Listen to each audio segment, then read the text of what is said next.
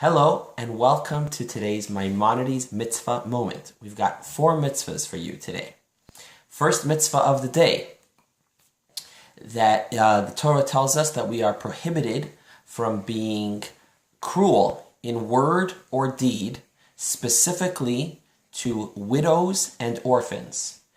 And orphans, for the purpose of this mitzvah, are any child or adolescent that's young enough to still need the support of parents that unfortunately has lost a parent, falls under this category. And so an orphan or a widow, we have a special prohibition in the Torah not to be cruel in word or deed to these individuals.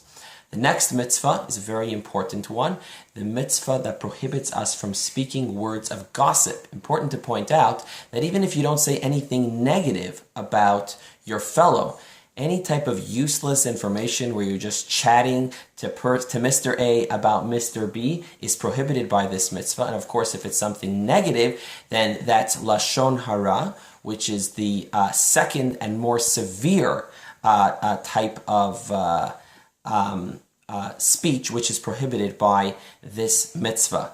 The third mitzvah of the day is the prohibition against taking revenge.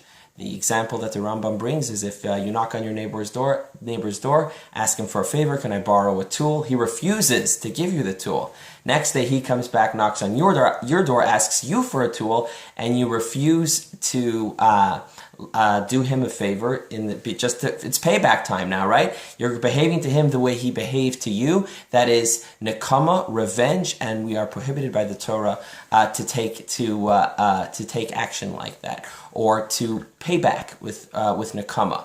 And finally, the last mitzvah of the day is loy sitar, which is the prohibition against bearing a grudge and then expressing that grudge verbally. And the example from the Rambam is similar to last mitzvah, but different. You ask your neighbor if you knock on your neighbor's door, ask him if you can borrow his tool. He says no. The next day he knocks on your door. You proceed to give him that tool and say, "I'm not going to be like you. I remember what happened yesterday where you didn't give me the tool. I'm upset at you about that." When you keep that grudge in your heart and then express it verbally, that is the transgression, the prohibition of loy sitar, and the Torah tells us not to do that.